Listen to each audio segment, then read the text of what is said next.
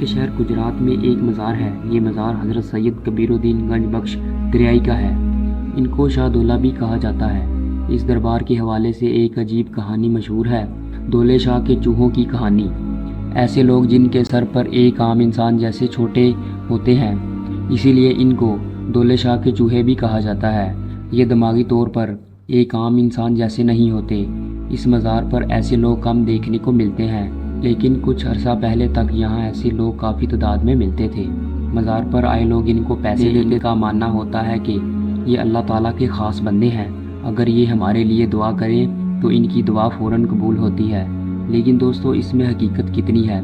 कहानी ये मशहूर है कि पाकिस्तान बनने से पहले 100 साल कबल इस मज़ार पर वो लोग मन्नत मांगने आते थे जिनके यहाँ औलाद नहीं होती थी।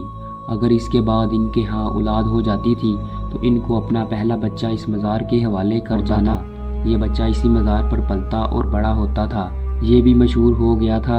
ऐसे बच्चों के सरों पर लोहे की कैप्स पहना दी जाती थी, जिनसे इनके सर छोटे हो जाते थे और इनका दिमाग ग्रो नहीं कर पाता था। दोस्तों, हो सकता है कि कुछ ऐसे वाक़यात हुए, लेकिन फिर भी इनके कोई सबूत मौजूद नहीं। लेकिन ये किस्से कहानियाँ पूरे पाकिस्तान में मशहूर हो गए हैं, लेकिन हकीकत कुछ और है।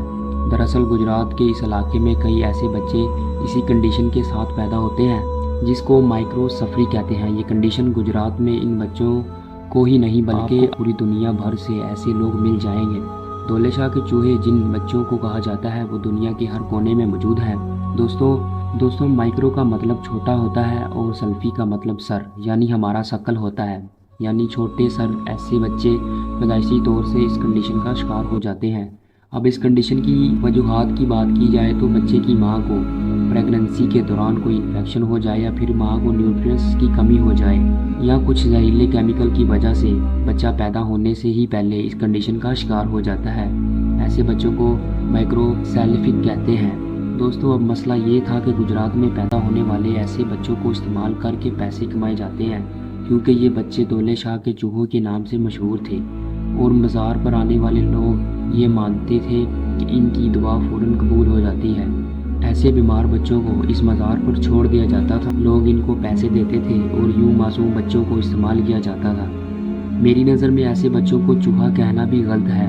ये लोग मेरी और आपकी तरह के इंसान हैं जो दुनिया के हर कोने में मौजूद हैं, लेकिन अफसोस हमने इनको चूहा कहकर मशहूर कर दिया। अब इस मज़ार पर बच्चे कम नज़र आते हैं, क्योंकि मीडिया और सोशल मीडिया के आ जाने के बाद इन बच्चों का इस्तेमाल बंद हो चुका है। लेकिन दौले शाह के चूहों की ये अजीब कहानी आज भी पाकिस्तान भर में मशहूर है।